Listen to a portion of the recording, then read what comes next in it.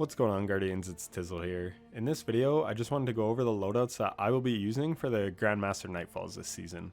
So I'm a Warlock main, but the first time I ever got Conquer, I was on a Hunter. My teammates are Titan mains, but they can flex to whatever class as well. So I'm going to be maining Warlock this season for the Grandmasters. So I will show you first the fragments and aspects that I'll be using. So first of all, I'm using Vortex grenades with the Controverse Hold. These are super powerful grenades and awesome and high-end content. I run Devour not only for the health regen, but especially the grenade energy back when you have Devour active. It's awesome. Vortex grenades, especially charged ones, are so good for just dealing with groups of adds. And yeah, so you want to have high uptime on your grenades. Chaos Accelerant to increase the size and linger duration of the Vortex grenade. And then we've got this one, your lingering grenade effects have increased duration. That's really important. And then your void grenades weaken targets. That's also really important. It's a 15% debuff, which is always nice and high in content. And then this one is negotiable. I'll either run this one for causing void ability final blows cause targets to explode, or I'll run Echo of Instability where defeating targets with grenades grants volatile rounds to your void weapons, as long as I'm running void weapons. If I'm not, then I'll always go with this one. We'll look at the armor mods and stuff first. So I've got Melee Wellmaker just for a way of making wells, but if I needed something like Kinetic Siphon, I could throw that on over Harmonic Siphon and I still have room. Harmonic Siphon if I'm running void weapons with my void subclass. Rocket Launcher Ammo Finder because I love rockets, especially in GMs for just burst damage. Linear fusions are also really good, so depending on the GM, maybe I would run one of those, like a threaded needle. Again, I mentioned before, but I've got the Exotic Arms Controverse Hold, resist incoming damage while charging your void grenade, charge void grenades, return grenade energy on hit. So again, you want to be having as many grenades as possible, and with that one fragment that extends the duration, sometimes you can get Controverse Hold to proc twice, so you can pretty much spam grenades. Obviously, we have Elemental Ordnance because we're going to be spamming a lot of grenades, then we'll be making a lot of wells with this.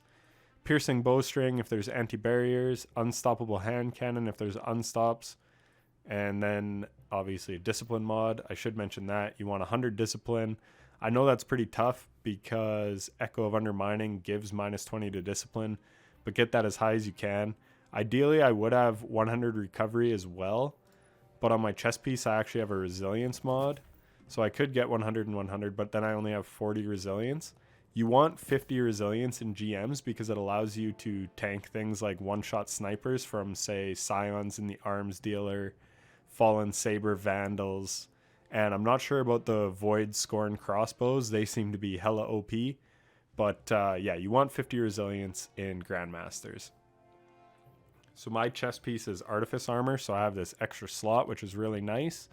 So depending on the GM, say there's no void damage and really no snipers, then I would probably run Concussive Dampener and another Thermoshock Plating. But say it was like a Scorn one with the Scorn snipers, so hopefully a Scorn crossbow could be tanked with Sniper Resist and Void Resist. Then you're also covered here, and then I've just got Font of Might. Again, this is only if I'm running Void Grenades. And then on the boots, I've got Grenade Launcher, Scavenger, which I'll go over in a second. Elemental Armaments, again, is if I'm running a Void weapon. If not, I could run Seeking Wells. Rocket Launcher, Scavenger from the Artifact is really nice to have. And then on the Bond, again, I've got an Artifice piece of armor. So if you didn't, you would just have to put Overload grenades here, but I've got Double Bomber, so every time I cast a Rift, I'll get grenade energy. Volatile Flow, so when I pick up a Void Elemental Well, my Void weapons get volatile rounds. And then Overload grenades. This is huge because Overload, SMG, and Auto is trash normally, say in just like Legend Law sectors, but it's really not great in Grandmaster Nightfalls. So if I can avoid using this, I will at all costs, especially because I have so many grenades. I never really am out of a grenade, so I'm fine just running Overload grenades to deal with overloads. If you did want to run an Overload Auto or SMG, I would recommend Osteostriga Or even the Herod C is pretty nice just because it's got really long range. I feel like you always want to play at range if you can in a GM. But yeah, basically I'm going to be avoiding Overload Auto and SMG all season and just relying on Overload grenades. So if I do swap to a Hunter or a Titan, it'll be the same story. I'll have as high a discipline as I can and just try to spam grenades on any GMs with overloads. So speaking of the GMs, let's just take a look at what we got this season. I can never find these things. Where's Conqueror? There it is. So Scarlet Keep, Arms Dealer, and Lightblade all have unstops and barriers, which is not ideal because the only unstoppable mod that is a special is the Glaive. And unless you're on a Hunter, you probably don't want to be running a Glaive this season in GMs either. So I would run my Fatebringer, which has Osmosis Adrenaline Junkie. That's a really nice roll. So then I would run Unstoppable Hand Cannon. And then for Overload Bow, I wouldn't go with Scouts. I would go with Le Monarch because it is so powerful. If you haven't used it this season, definitely use it. I've also got the Catalyst, so it gives me Unrelenting.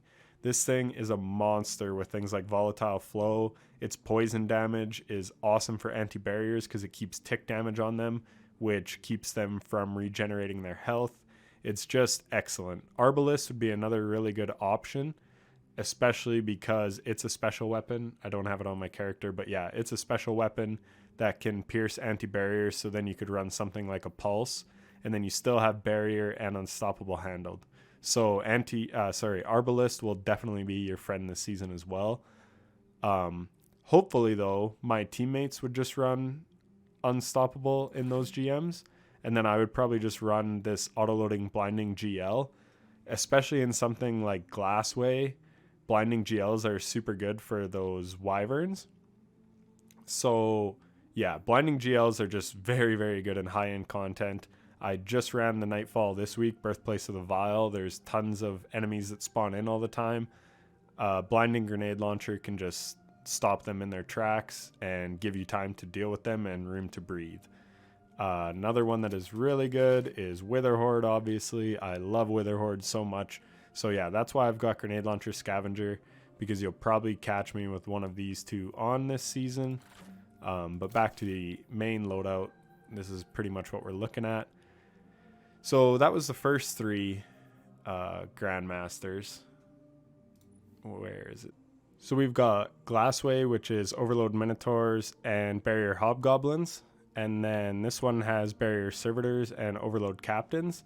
So if we have Overloads and Barriers, then Piercing Bowstring is fine. And then we're covered with Overload Grenades. So I wouldn't need Unstoppable Hand Cannon, so I'd run Bolstering Detonation. Grants class ability energy when you cause damage with a grenade. Again, we're always causing damage with our grenades, so we'll just have lots of healing riffs.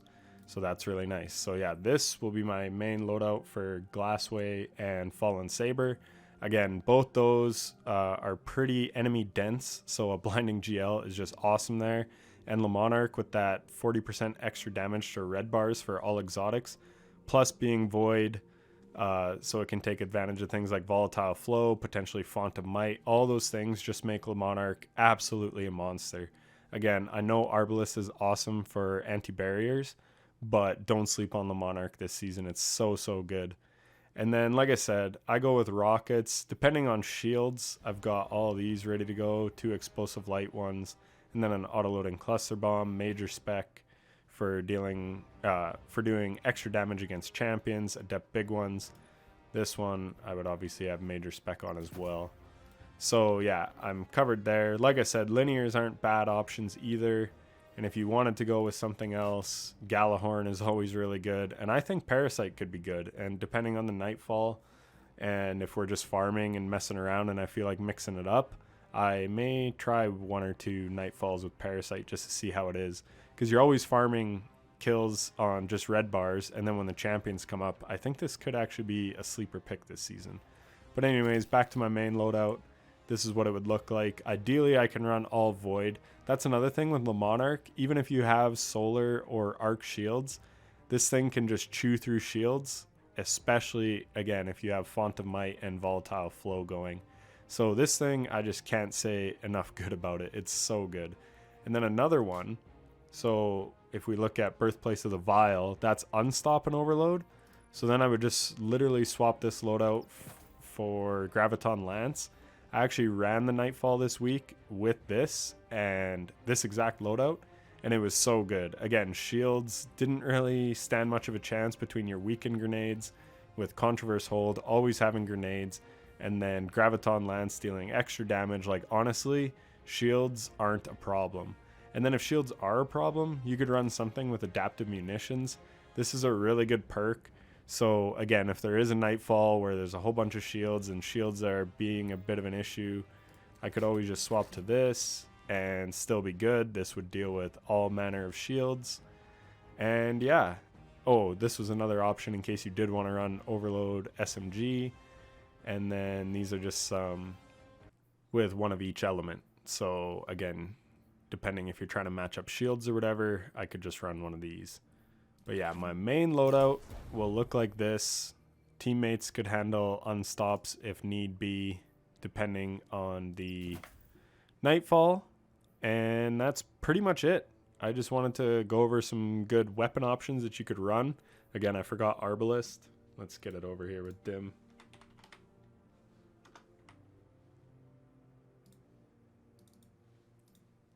There we go. So yeah, Arbalist will be really, really awesome this season. It's just amazing for barrier champions, especially if you have the Catalyst. This is awesome. This is awesome. Like, everyone knows void weapons are super, super OP this season. So yeah, ideally I can run this loadout. That would allow me to take advantage of Font of Might. So Volatile Flow gives extra damage. Font of Might gives 25% extra damage. And then you could have your heavy hitting for all that extra damage just because it's void. So ideally, this would be my go-to loadout. I love auto-loading holster. You stun a champion, shoot a rocket, deal chip damage with Le Monarch. You got two other teammates shooting it as well. You can probably burn most champions in one stun just with this setup. Again, don't sleep on blinding grenades. Weaken grenades are also going to be amazing, being able to debuff things like champions all the time and bosses. 15% is just massive. So for Glassway, I know it's been very tough for people in the past, but between the overload grenades for the Minotaurs and the amount of burst damage that we can do and the blinding grenades for Wyverns, I think it will be no problem. I'm honestly most worried about Lightblade this season. Oh, one thing I almost forgot to mention is somebody on your fire team should 100% run Lucent Finisher. It gives you heavy when you kill live Hive Light Bearers or champions, and that is massive. You will always have heavy ammo if you do this properly. I don't run it because of the setup I have, and my teammates are awesome. But yeah, one person should be running that and doing all the finishers on the champions, especially if you're running something like rockets. They're not the best for ammo economy. So yeah, I just wanted to point that out before I wrapped up the video. And speaking of wrapping up the video, that is going to do it. I hope you enjoyed. If you did, then a like and subscription would be greatly appreciated. Let me know what loadouts you're running for the GMs this season. I'm super curious to know. Like I said, this has been my go-to. I actually ran this loadout right here when I soloed the Master campaign. Like I said, I used this exact loadout for the Nightfall this week on Master. It's just been really, really strong. So yeah, that's what my loadout's looking like. Anyways, if you made it this far, thank you so much for watching. Take care.